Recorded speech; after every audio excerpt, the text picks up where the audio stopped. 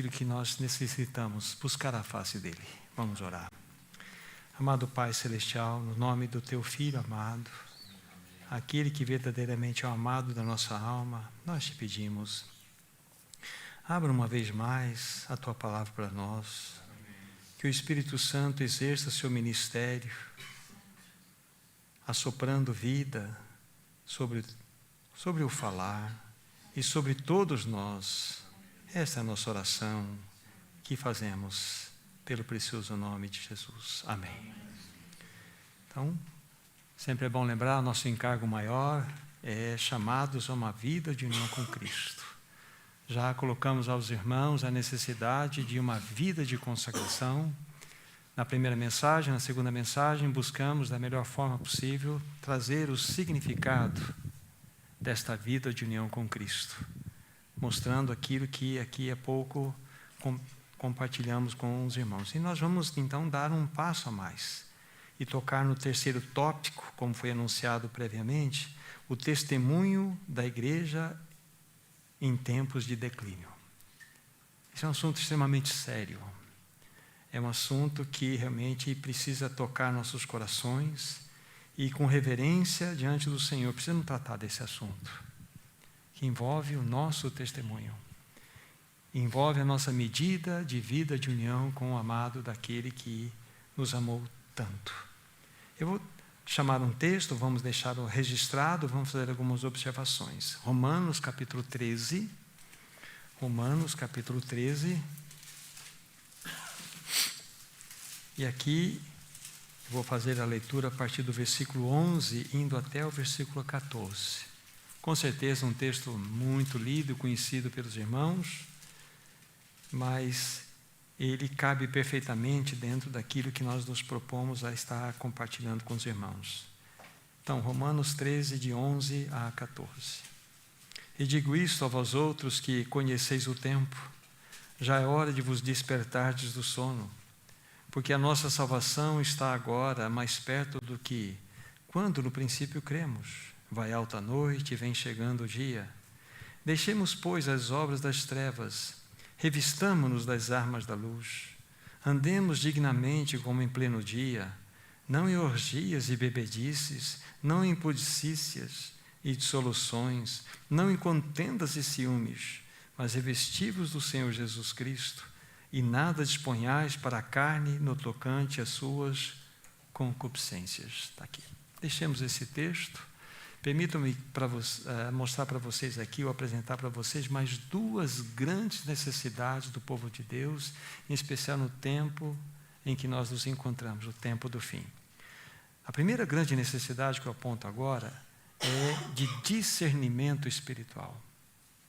Sem dúvida nenhuma, é uma das mais pontuais necessidades que nós temos. E o que eu quero dizer com o discernimento espiritual? É nós compreendermos os movimentos de Deus nesse tempo do fim, para que nós não fiquemos andando à deriva, para que nós conheçamos o propósito de Deus, para que nós entendamos a verdade que Ele deseja dispensar ao seu povo em linha geral, à igreja, mas também compreendermos, termos discernimento da sua verdade presente para a localidade. Porque cada um de nós tem uma esfera de necessidade diante dos olhos do Senhor. É verdade que muitas delas, as necessidades, elas são comuns em todas as assembleias. Mas existem algumas vezes, algumas questões bastante pontuais. E isso nós vamos entender quando nós tivermos discernimento espiritual. Se vocês quiserem abrir, Jeremias capítulo 8, versículo 7, tem um texto que realmente faz com que a gente pense. Jeremias 8, 7. Ali vocês vão encontrar algo muito interessante. Até a cegonha conhece as suas estações. Até a cegonha conhece as suas estações. Aí vai dizer lá, a rola, a andorinha e o grou observam o tempo da sua arribação. Mas o meu povo não conhece o juízo do Senhor. Não é impressionante isso? Vocês percebem aqui que até as aves criadas pelo Senhor discernem. Mas o Senhor está olhando para o seu povo e está dizendo: vocês não têm discernimento, vocês não conhecem. A palavra juiz ali também pode ser vista como desígnios. Vocês não conhecem os meus desígnios. Então vocês percebem como que essa primeira necessidade, ela é realmente importante que nós tomemos a sério. Discernir, compreender, significa eu colocar os óculos de Deus e enxergar tudo na sua perspectiva. Isso é discernimento. Para que a gente entenda quais são os movimentos que estão acontecendo no céu e quais são os movimentos que Ele deseja que aconteça aqui na terra. Qual é o propósito de Deus para nós? O que Ele deseja com o seu povo?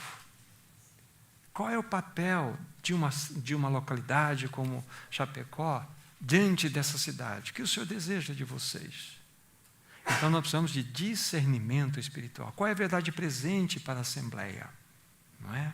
Então essa é uma das grandes verdades. Um outro texto, se vocês quiserem anotar, lá em Isaías capítulo 1, versículo 3, lá vai dizer que o boi conhece o seu possuidor. E o jumento até conhece o caminho da sua manjedoura. Mas o meu povo não tem conhecimento, não entende. Nova palavra de exortação que nós temos aí.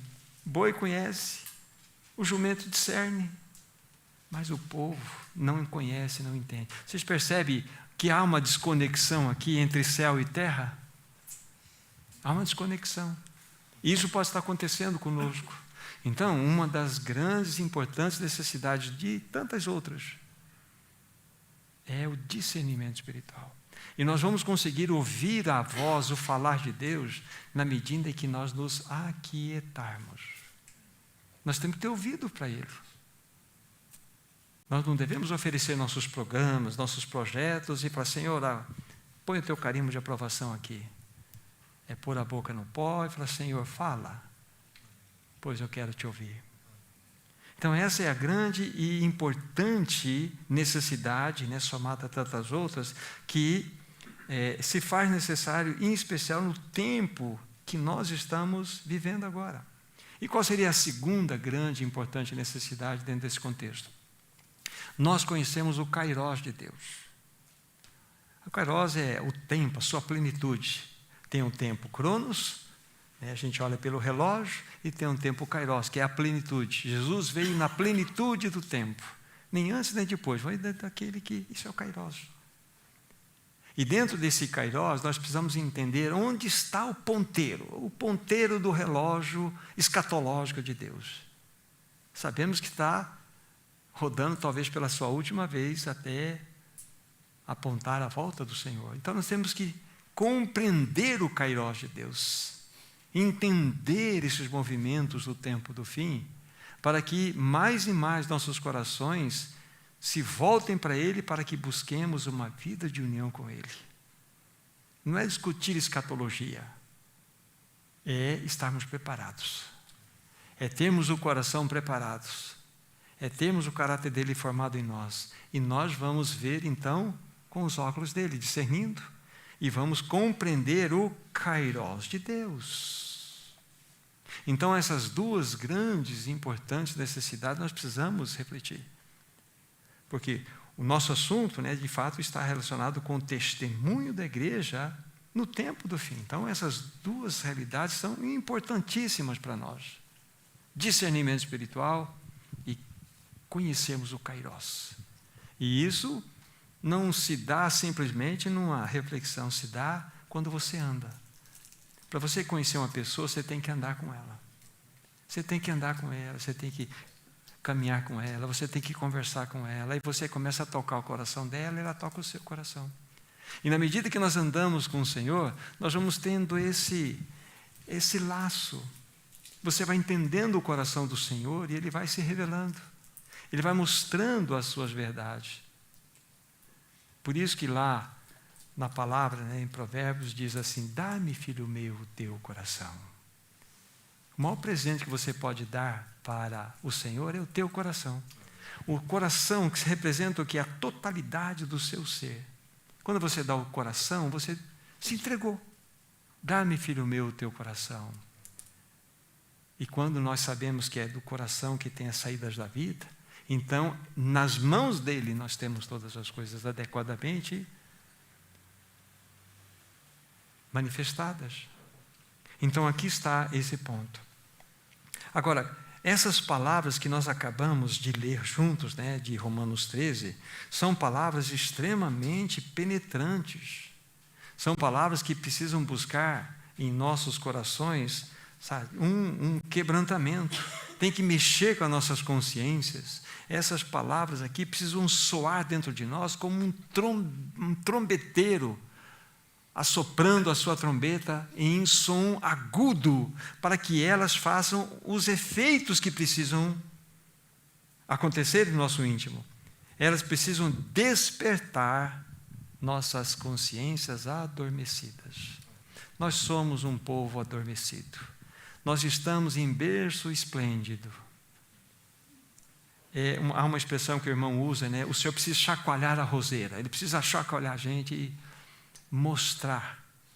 Nós precisamos sair dessa letargia espiritual, dessa apatia espiritual. E esse texto aqui, que foi escrito há mais de 20 séculos atrás, se tinha uma força espiritual naquela ocasião, quanto mais nós que estamos vendo a virada final do ponteiro do relógio escatológico de Deus, precisa mexer conosco. Nós lemos essa palavra aqui como se fosse uma leitura simples, mas é o falar de Deus. Deus está falando para nós aqui, através do apóstolo Paulo, inspirado pelo Espírito, a respeito dessa situação que, de fato, nós hoje estamos dentro dela. Nós precisamos ser despertados. São realidades eternas que estão diante dos nossos olhos. Aqui, como nós vimos, o que o Espírito Santo, através do apóstolo Paulo, está fazendo, ele está convocando a que a igreja ande de modo digno, de modo harmônico, que ela se revista das armas da luz, que nós possamos andar de tal forma que a vida de Cristo possa ser expressada em nós. Então essa palavra, ela realmente atinge o nosso coração nesse sentido.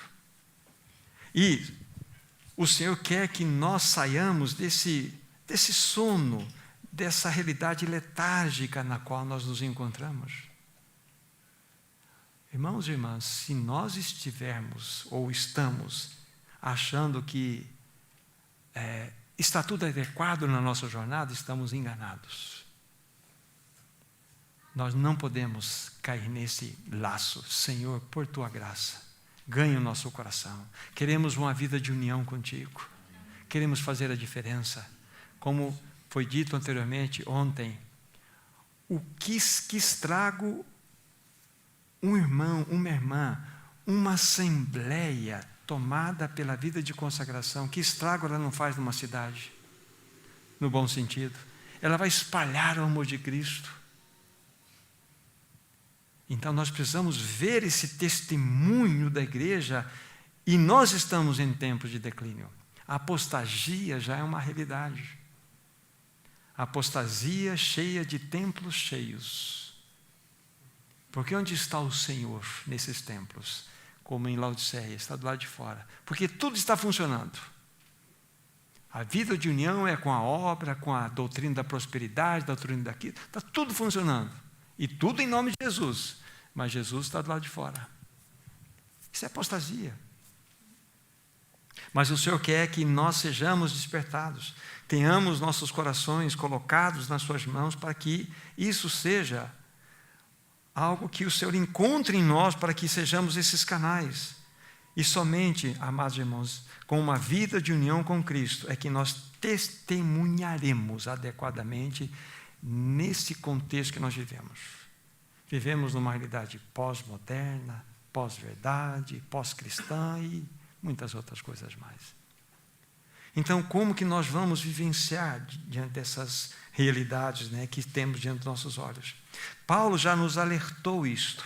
Nós vimos também, numa passagem já trabalhada com os irmãos, que os últimos dias seriam dias difíceis, ou dias trabalhosos, ou dias angustiosos, ou dias tenebrosos. Quando Paulo fala lá em 2 Timóteo 3:1, aquele texto que nós já consideramos, ele joga sua lente para o tempo do fim. E nós estamos nessa realidade. Nós estamos experimentando exatamente a tocarmos dentro da nossa própria realidade o narcisismo, o materialismo, o hedonismo, o secularismo. Isso é um fato que ocorre à nossa volta. Então, Paulo já nos alertou desse perigo, né? Agora, a questão é, quando nós olhamos para o texto, será que nós levamos a sério? Será que nós cremos mesmo que vai alta a noite e vem chegando o dia? Será que nós estamos, de fato, preocupados com isso? Isso precisa, de fato, falar ao nosso coração. Nós estamos, amados irmãos, nos últimos tempos. Estas palavras foram genuinamente verdadeiras há mais de 20 séculos. E elas continuam verdadeiras agora. E elas precisam gritar, como disse há pouco, uma trombeta com um sonido ensurdecedor dentro do nosso coração. Precisam desafiar a nossa vida, a nossa jornada, precisa nos sacudir. Ela é uma convocação, essa palavra, a esperarmos o nosso noivo com vestes adequadas. Tenho dito em outros lugares, talvez você já me ouviu falar isto, para a igreja é tempo de salão de beleza. As irmãs, quando vão, uma noiva está se preparando para encontrar com o seu noivo, ela vai para o salão de beleza, ela quer se transformar, ela quer, através de todos os toques ali, se tornar mais bonita possível para o seu noivo, não é isso? Está muito certo. Mas há um salão de beleza espiritual, que é a santidade, a vida de separação, a vida de consagração, a vida do caminho da cruz. Este é o nosso preparo, esse é o nosso salão de beleza espiritual, para que a noiva esteja adequadamente preparada para receber o noivo. Isto fala, todas essas palavras que nós lemos aqui no contexto de Romanos 13, falam-nos realmente de uma vida de santidade, uma vida de demonstração. Essa expressão, vida de demonstração, ela vem de Francis Schaeffer, um irmão dentro do século XX, que foi um grande filósofo cristão usado pelo Senhor. Ele falou muito sobre a necessidade do povo de Deus ter uma vida de demonstração. Não é uma vida apenas de falação, a própria palavra dele. Nós precisamos falar menos e viver mais. Vida de demonstração. As pessoas precisam ver em nós esta realidade. Essas palavras precisam, que acabamos de ler, precisam nos levar. É, na realidade, um chamado. Nós precisamos de uma vida de união com Cristo. Está aqui. Para que nós possamos, de fato, atender esse chamado aqui. A vida de união com Cristo, ela é, vamos dizer assim, inegociável. Inegociável. Aqui está. Agora, vou pedir a permissão dos meus irmãos para que eu faça uma leitura dentro da realidade que nós nos encontramos agora. E por que eu vou fazer essa leitura? Exatamente para que nós possamos atender o nosso objetivo, compreendemos o movimento em que nós nos encontramos, compreendemos a sociedade na qual nós estamos e qual deve ser a nossa postura na sociedade que nós vivemos agora. Tem um sociólogo polonês chamado Zygmunt Bauman. Ele morreu recentemente e ele, num dos seus livros, ele fala que nós vivemos numa sociedade líquida. A leitura que ele faz, sociologicamente falando, é uma sociedade completamente sem forma alguma. Ela não tem mais nenhum tipo de diferencial de realidades definidas. É uma sociedade completamente imutável. Ou seja, nós encontramos numa realidade onde não temos mais absolutos. O mundo em que nós vivemos é um mundo relativista. Não tem mais verdade única, verdade absoluta. O que é verdade para um pode não ser verdade para o outro. Isso chama-se verdade relativa. Isso é o pós-modernismo que tomou conta da sociedade humana. Por exemplo, não precisam abrir lá, em Mateus 5,37, o Senhor Jesus diz lá no Sermão do Monte, né? Seja, porém, a tua palavra sim, sim, não, não. O que passar disso procede do maligno. Sim, sim, não, não. Então, esse texto é completamente desprezado pela sociedade que nós vivemos hoje. É inaceitável você olhar para uma passagem como esta e colocá-la no âmbito em que nós vivemos agora. Não existe essa possibilidade. O cenário da humanidade que nós nos encontramos é um cenário caótico. Caótico. Agora eu vou voltar um pouco mais na história. Me permitam isso. Tudo isso tem como objetivo uma leitura mais ampla daquilo que na sociedade humana vivenciou por longos séculos e onde nós nos encontramos hoje, com a finalidade de falar assim, e agora? E nós, dentro desse contexto? Como vamos fazer? Ok? Então, ouçam isso, por favor. Por 18 séculos, até vou pontuar a data para vocês, 1789, 18 séculos. Então, havia 4 fundamentos, havia 4 colunas que, de fato, sustentavam culturalmente a sociedade humana. 4. Eu vou dizer quais são essas colunas que sustentavam essa sociedade humana por 18 séculos e quais foram a origem de cada uma delas. As colunas são verdade absoluta, família nuclear. Quando eu falo família nuclear, é um homem casado com uma mulher com filhos, moralidade e valores da vida. 4 colunas. E essas 4 colunas tiveram como origem o cristianismo. Ah, mas a sociedade, esses 18 séculos, toda ela era cristã. Não, não era cristã. Culturalmente, a sociedade era governada por esses princípios. Havia verdade absoluta, havia família nuclear, havia moralidade e havia valores. E todas essas realidades advieram do cristianismo. Isso é importante. Eu digo a vocês, não significa que a sociedade toda era cristã, não. Mas a sociedade tinha um parâmetro de movimento. E eram essas colunas. Para vocês terem ideia, quando vocês vão estudar um pouco da ciência, da influência da ciência na sociedade humana, século XVI, século XVII, vocês vão perceber que o papel da ciência foi extremamente relevante. Por quê? Eram cristãos que eram cientistas. Por exemplo, Robert Boyle, químico, Kepler, astrônomo, Isaac Newton, astrônomo, físico, matemático, todos cristãos. E eles criam que Deus absoluto criou esse universo finito, que é governado por leis, e essas leis poderiam ser interpretadas e aplicadas para o bem da sociedade. Então eles conheciam as leis e aplicavam as leis. Todos esses cientistas eram cristãos. Hoje nós não vivemos isso. Então tudo que nós conhecemos de matemática, química, de astronomia, fundamental que vocês veem na universidade, tem base cristã, porque havia fundamentos. Todo mundo era cristão? Não, mas havia esses pilares que governavam. Então, a influência era extremamente relevante. Isso é muito importante para nós. No entanto, quando chega nessa data que eu disse para vocês, né, a chamada a Idade das Luzes, 1789, Revolução Francesa.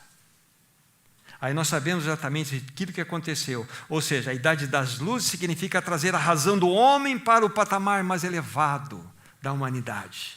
O homem tem a resposta de tudo. O homem vai trazer, de fato, a libertação do aprisionamento de toda essa sociedade que por tantos séculos viveu escrava. Essa é a realidade. Igualdade, fraternidade e liberdade. Não é isso? Filósofos influentes, né? Voltaire, Rousseau, John Locke. Então, eles estavam com essas bandeiras erguidas para defender.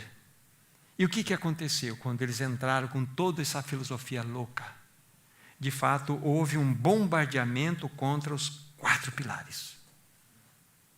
Foram atingidos de maneira cheia. Foi um golpe certeiro, um golpe satânico que destruiu ou entrou num processo de destruição daqueles princípios que advieram do cristianismo.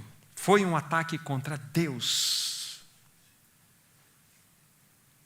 Qual foi o resultado? Do homem no centro, porque é isso que eles queriam. A era da razão chegou. Ao invés de liberdade, um caos. Ao invés de igualdade e miséria, ao invés de fraternidade, uma loucura que tomou conta de uma sociedade. Na França, um derramamento de sangue inigualável. Se vocês estudarem um pouco da história, vocês vão ver isso. Inimaginável a quantidade de mortos nesse período. Mas permitam-me fazer um pequeno paralelo aqui. Nesse mesmo período, no Reino Unido, um homem chamado John Wesley foi levantado por Deus. Deus precisou de um homem, de um cavalo e de uma Bíblia. Esse homem andou por milhares de milhas por todo o Reino Unido pregando o Evangelho. Isso é extremamente lindo. Deus usou este homem de uma maneira tão poderosa. A Inglaterra, ela experimentou um dos seus maiores avivamentos de toda a história do século XVIII. Não só John Wesley, como George Whitefield, William Grimshaw e tantos outros que Deus levantou. E realmente a Inglaterra foi tomada pelo poder do Evangelho. Enquanto a França estava tomada pelo derramamento de sangue, a Inglaterra experimentava um derramamento da graça de Deus. A Inglaterra foi salva de um derramamento de sangue por causa do Evangelho. Que coisa impressionante é isso. Aí, quando você lê a biografia de John Wesley, você vai encontrar algumas coisas interessantes. Num povoado chamado Cornwall, que ficava num lugar distante, e conta-se a história que um nobre inglês chegou no determinado povoado chamado Cornwall, e ele andou para lá, para cá, era um povoado simples, e ele estava atrás de um pub. Ele queria tomar o seu whisky, e não encontrou. Mas ele encontrou lá um camponês assentado em determinado lugar, e falou assim: escuta, o senhor mora aqui? Moro, sim, senhor. Não tem um pub nessa aldeia aqui? Aquele camponês, percebendo que estava diante de um nobre, se levantou, tirou o chapéu e falou assim: meu nobre amigo, há 100 anos atrás, passou um homem por aqui chamado John Wesley. Isso é vida de união com Cristo. Isso é vida de união com Cristo. O Senhor só precisa de um homem ali, precisa de um homem, de um cavalo e de uma Bíblia. A própria fala de John Wesley: dá-me 100 homens, que nada temam senão o pecado, que nada desejam senão a Deus, e eu abalarei o mundo. Oh, irmãos, isso é vida de união com Cristo. Que o Senhor levante em nosso tempo, não 100 homens, mas toda a sua igreja, nesse tempo do fim. Que a nossa vida de união com Cristo possa afetar a sociedade na qual nós estamos envolvidos, irmãos. Agora, quando nós esticamos o fio da história, estamos dentro desse século XVIII, vimos os dois cenários. Quando nós esticamos o fio da história, nós passamos por vários movimentos que aconteceram, filosóficos, mas isso não nos interessa. Mas nós chegamos aos nossos dias, e que o que temos diante dos nossos olhos, qual é a sociedade que nós temos diante de nós? Uma sociedade pós-moderna, pós-verdade, uma sociedade narcisista, hedonista, materialista, secularista, pós-cristã. Aí a pergunta que eu faço: onde encontram-se aquelas colunas? Onde encontra-se a verdade absoluta? Não foi embora? Onde encontra-se a família nuclear? O que é família na definição da sociedade pós-moderna hoje? Não é isso? Onde está a moralidade? Não é isso? Deixa eu fazer uma pausa nesse assunto da moralidade. Vocês sabem que o pior vício da humanidade, constatado dentro do início desse século, o maior vício, não é a cocaína, é a pornografia. De 8 anos de idade até uma idade que você pode imaginar aí, 80, 90 anos, tem pessoas sendo atingidas. Isso tem atacado a igreja de Deus. Muitas pessoas estão com problemas e precisam de ajuda. Os nossos filhos precisam ser cuidados, porque eles têm um aparelho na mão terrível. Eles têm um celular que dão acesso ao mundo. E vocês sabem, está aqui o Felipe que pode nos ajudar nesse assunto. Existe dentro de nós algo que é a dopamina. E quando você, de fato, você é estimulado por um prazer, através de uma imagem, estou falando de moralidade, de uma imagem. Então aquilo gera em você um prazer. Mas nos dias seguintes, você quer aumentar aquele prazer. Então você aumenta mais o vigor daquelas imagens. Você cria uma imagem mais picante. E aquilo te dispensa mais dopamina e gera mais prazer. E aquilo vai somando e somando até que chega numa situação insustentável. Então, nós vivemos numa sociedade e nós devemos tomar cuidado. Ao lado de cada um de nós pode ter uma pessoa que está sofrendo com isso e precisa de ajuda. Precisa de ajuda. Onde está, então, a moralidade? Então, hoje não existe moral, o corpo é meu, eu faço o que eu quero mesmo é prazer. E, por fim, na quarta coluna, onde encontram-se os valores da vida? Não tem mais valor. Então, vocês percebem que, como um míssil, a chegada daquele movimento filosófico, do racionalismo, atingiu, e essas coisas foram reverberando, e chegam aos nossos dias. Essa é a realidade que nós nos encontramos. Vocês sabem que o iluminismo, na realidade, é a base do totalitarismo. Ali está o embrião do comunismo. O homem no centro. Pensa a perversidade de todo esse processo. Mas por que eu disse isso? Até peço perdão por alongar um pouco nesse assunto, vou falar algumas coisas mais, para que nós nos situemos e entendamos qual é o testemunho da igreja em tempos de declínio. Porque isso tem afetado o povo de Deus, isso tem afetado a igreja. E isso precisa realmente tocar o nosso coração. Agora, eu penso, amados irmãos, me permito dizer aqui, que está sendo reeditado em nossos dias o quê? O Império Romano. Hoje nós estamos vendo coisas impressionantes. Hoje já se defende pedofilia como algo que se é completamente normatizado. E isso dentro do Império Romano não era só permitido como incentivado. Então nós estamos reeditando um paganismo que está acontecendo diante dos nossos olhos. Agora, qual é o nosso papel? Qual é o papel da igreja nesse assunto? Qual é o papel de cada um de nós como cristãos individuais diante desse assunto? Como que a igreja pode testemunhar em tempos de declínio moral, social e espiritual? Como que nós individualmente podemos dar o nosso testemunho numa sociedade ante Deus? Em relação à igreja, abram comigo, por favor, 1 Timóteo. 1 Timóteo, capítulo 3. 1 Timóteo, capítulo 3. Apenas o versículo 15. Aqui está escrito assim: para que, diz Paulo, se eu tardar, fique ciente de como se deve proceder na casa de Deus, que é a igreja do Deus vivo, coluna e baluarte da verdade. Aqui está. Então, a verdade é um depositário divino aos cuidados da igreja, a verdade absoluta. Coluna e baluarte. A coluna, na realidade, quando você entende dentro dos contextos primitivos, qual era o papel de uma coluna? Era afixar aquelas notícias mais importantes que se queria comunicar à sociedade. Havia os ágoras, aquelas praças, e nessas praças havia essas colunas, e quando se queria noticiar algo que era extremamente importante, todo mundo sabia onde deveria ir.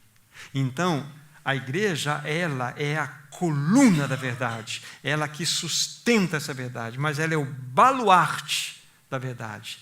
E isso tem um outro significado. Ela é a proclamadora dessa verdade. Ela não só sustenta, não só retém como verdade absoluta a realidade divina, mas ela é aquela que anuncia, que proclama. Coluna e baluarte da verdade. Então, aqui está o papel nosso. E, de fato, andar nesse trilho. A Bíblia fala assim, nada podemos contra a verdade, a não ser a favor da verdade. A favor da verdade. E nesse mundo relativista que nós nos encontramos, então nós temos exatamente toda essa situação líquida, sem forma. Cada um tem a sua própria verdade. Mas você não, você tem a verdade. Nós temos a verdade, a igreja tem uma única verdade. E nós devemos testemunhar em cima dessa realidade. Individualmente, como que nós podemos testemunhar? Por favor, Mateus capítulo 5.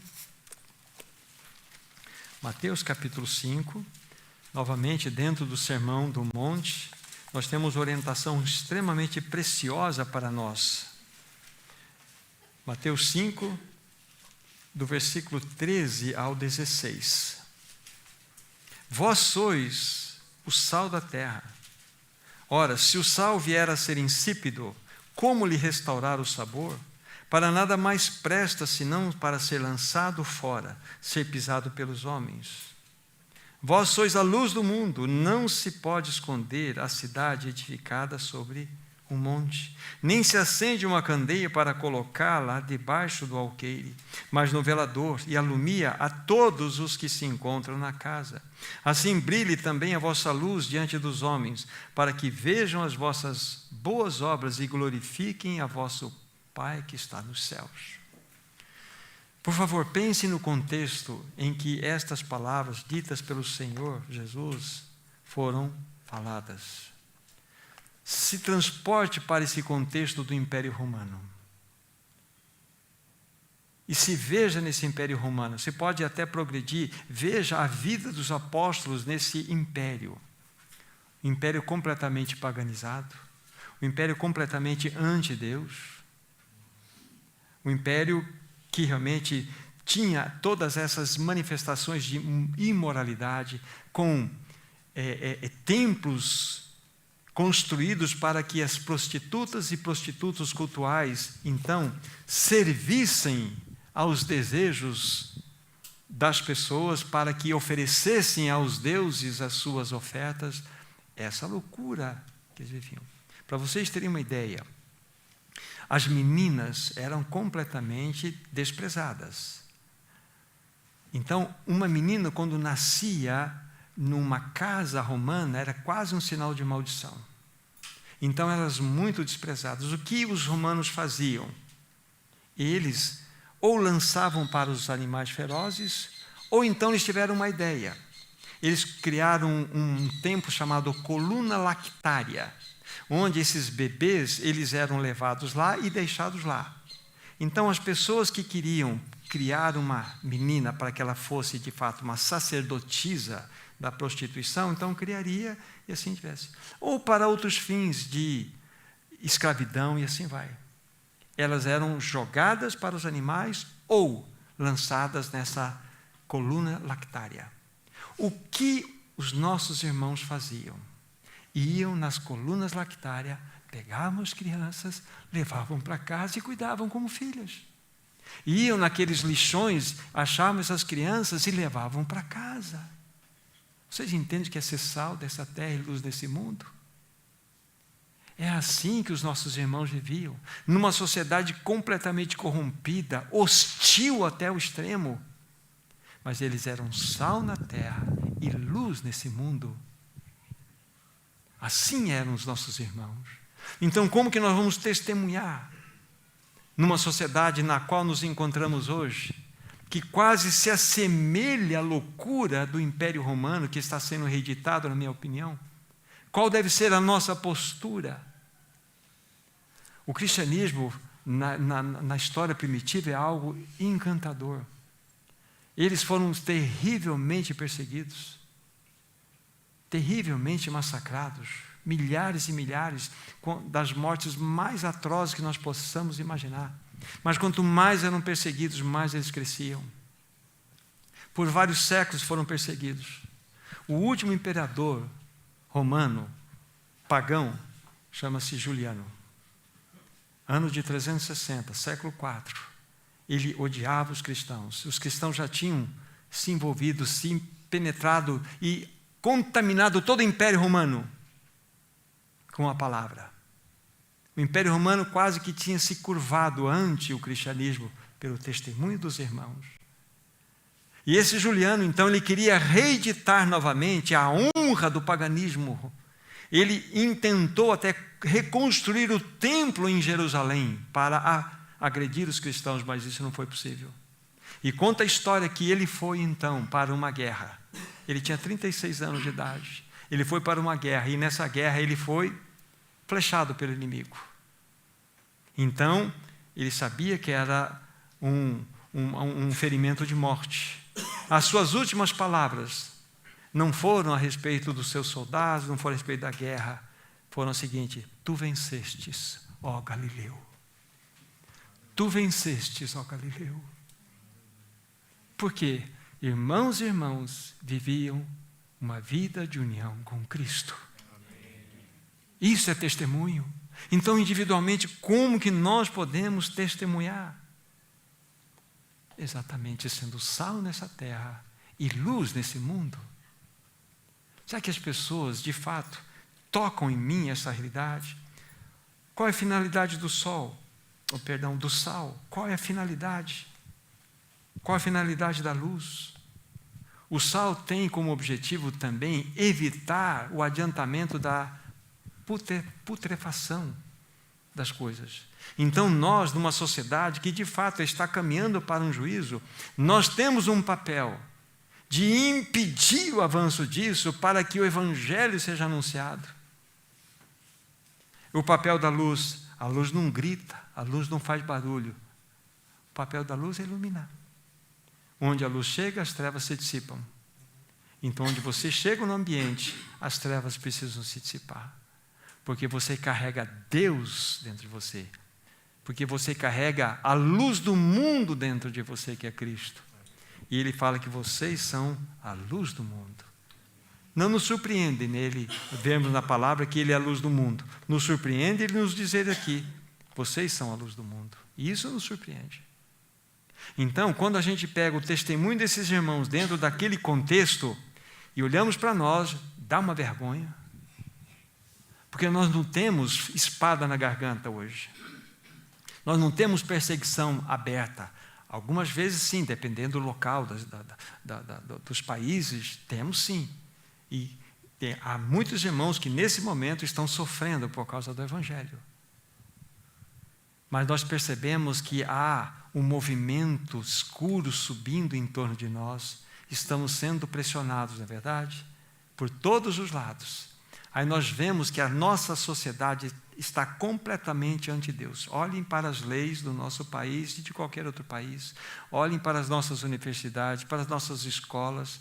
Olhe para a abertura das Olimpíadas. Olhe para os seus lados. Hoje nós estamos numa sociedade ante Deus. Agora, qual é o nosso papel? Qual o papel? Qual o testemunho da igreja em tempos de declínio? Essa é a minha pergunta. E vou responder de modo muito prático para vocês aqui, logo mais. Mas aqui está o desafio diante de nós. Nós devemos ser sal na terra e luz neste mundo. Para que nós sejamos estimulados, de fato, nesse tempo que nós vivemos, nós precisamos olhar para os nossos irmãos e observar o preço altíssimo que eles pagaram por simplesmente professarem a Jesus Cristo. Nós somos tão folgados, tão acomodados. O Senhor quer realmente nos levantar nesse tempo do fim, irmãos, para que nós façamos a diferença, para que de fato o reunir cresça mais e mais em graça, em conhecimento, em louvor e adoração, em aprendizado. Mas lá fora precisa acontecer alguma coisa, irmãos. Nós não podemos ser cristãos, como disse já, agentes secretos. E também não podemos ser cristãos do tipo pato. Sabe quem é um cristão? Um pato? O pato anda mais ou menos, voa mais ou menos e nada mais ou menos, né? Tudo meio assim. Cristãos mais ou menos. Não podemos ser. Nós devemos ser cristãos que de fato possam honrar o Senhor. Há muitos textos na palavra de Deus, né, que falam-nos desse desafio de termos uma vida de demonstração.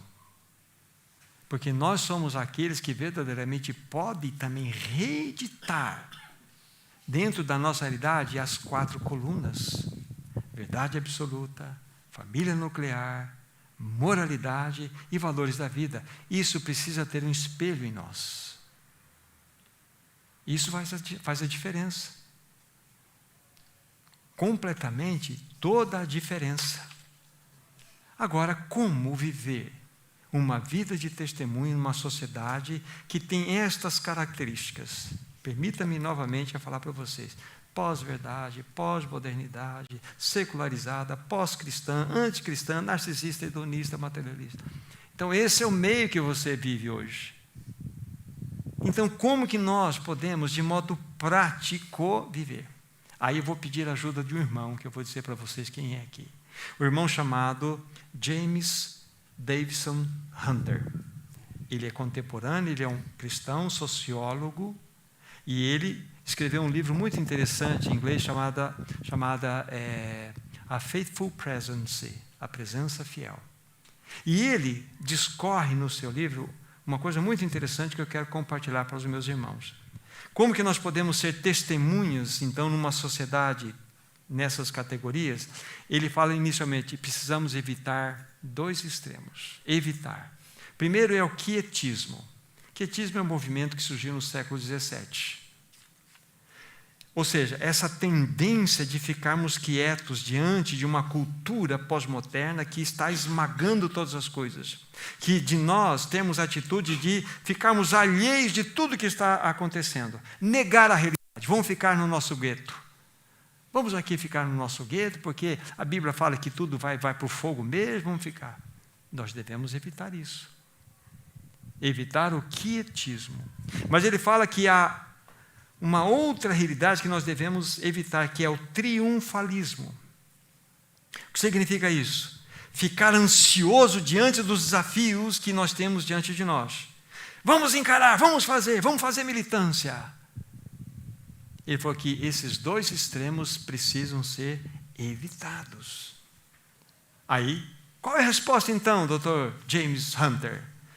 Qual é a resposta? Como impactar a sociedade? Como que podemos testemunhar numa sociedade em declínio?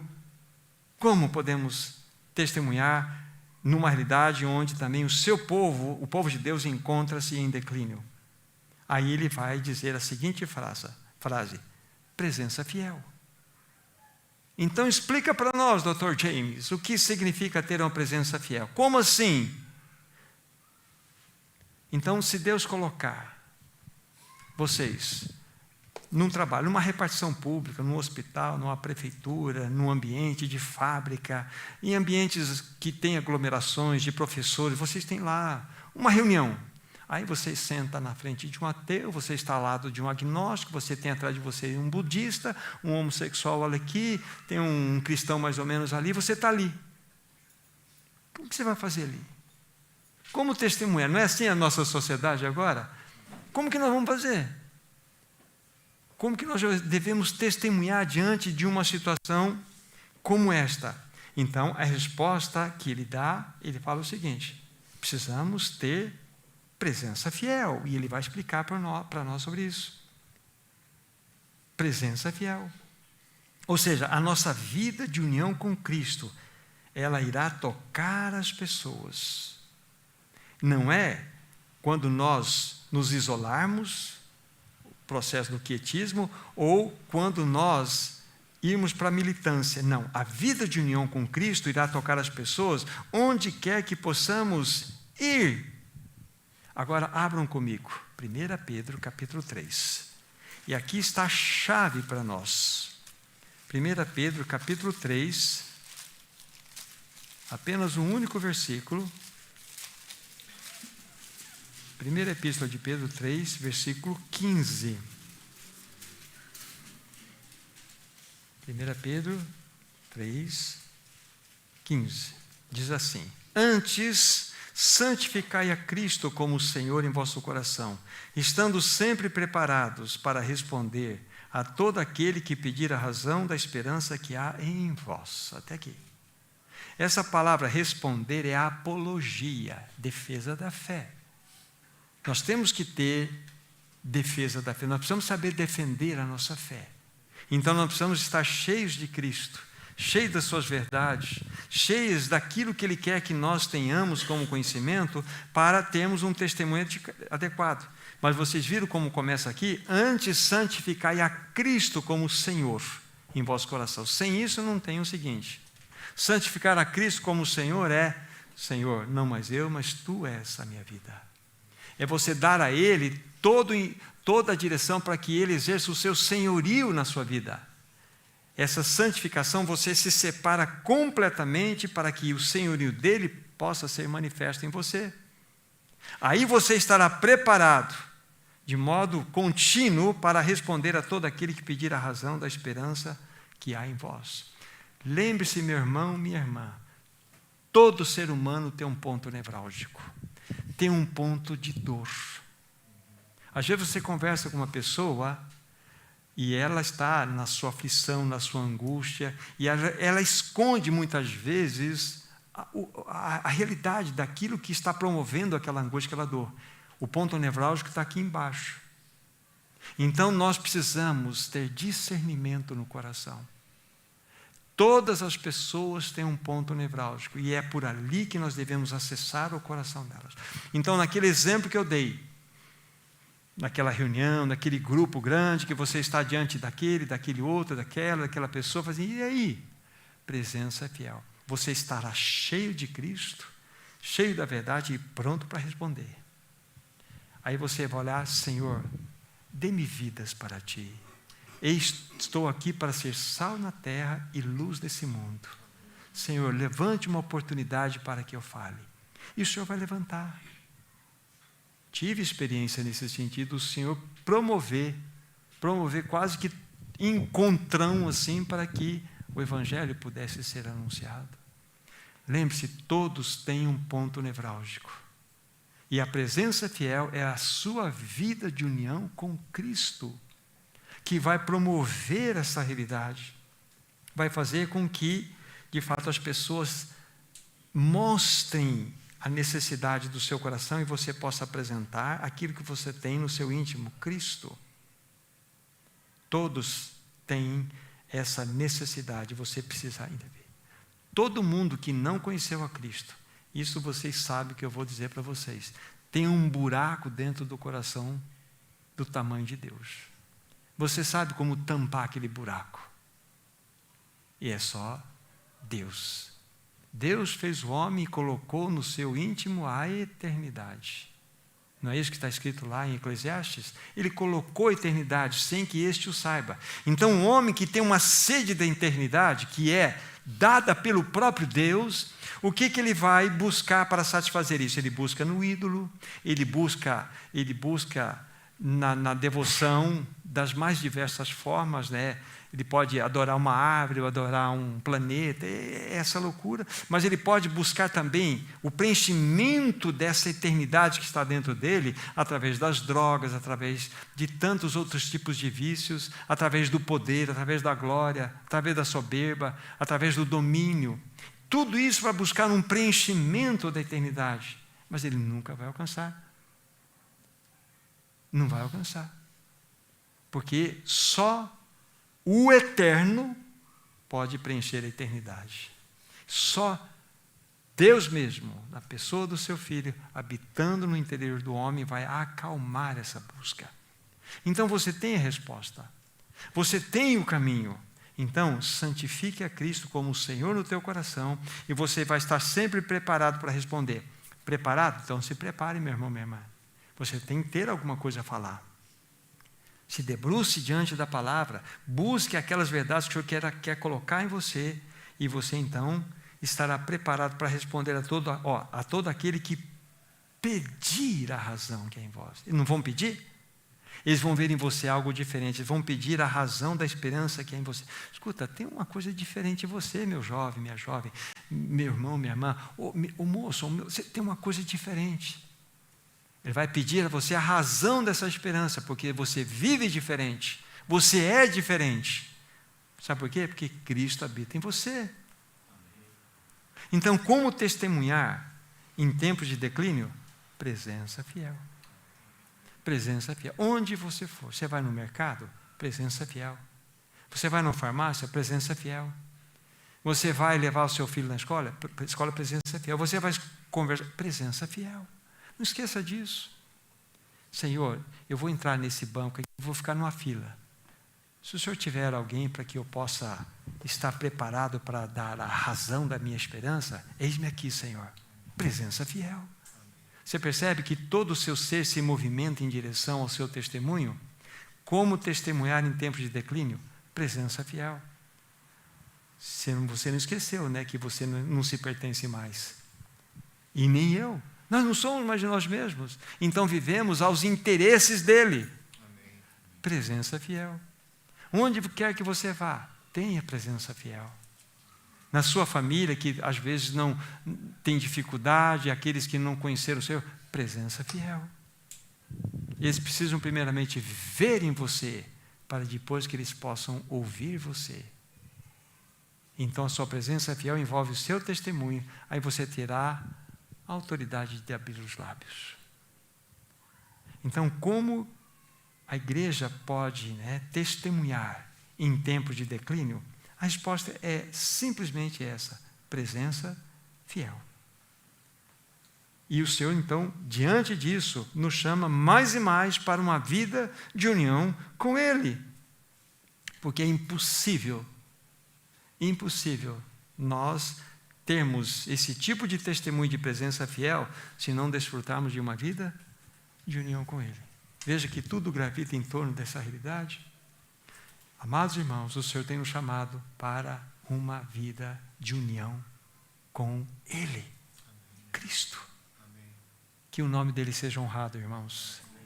Que verdadeiramente essa palavra cative nossos corações.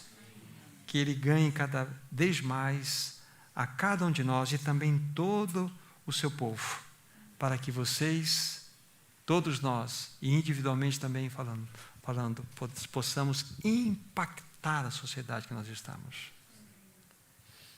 Para nós finalizarmos, o que significa viver uma vida de santidade é uma vida de impactar a sociedade. Tudo está dentro do que estamos falando. Quer impactar a sociedade? Vida de santidade. Vida de santidade não é inerrância. Vida de santidade é uma vida aos pés do Senhor. É uma vida de união com Ele. Se entregue nas mãos dEle. Filho meu, dá-me o teu coração. O resto deixa com Ele. Ele faz todas as coisas. Vamos orar. Querido Pai Celestial, conceda-nos a graça de sermos testemunhas fiéis nesse tempo, nessa geração que tanto está contrária a Ti. Que nós possamos, de fato, manifestar, expressar um testemunho que agrade o Teu coração. Que nós tenhamos uma presença fiel, por onde quer que o Senhor nos enviar. Verdadeiramente nos dê a graça e temos a condição de responder a todo aquele que pede a razão da esperança que é em nosso coração. Ajuda-nos a tocar aquelas pessoas que estão à nossa volta, para que nós sejamos sal nessa terra e luz nesse mundo. Continue a falar ao nosso coração. Em Teu nome, Jesus, oramos. Amém.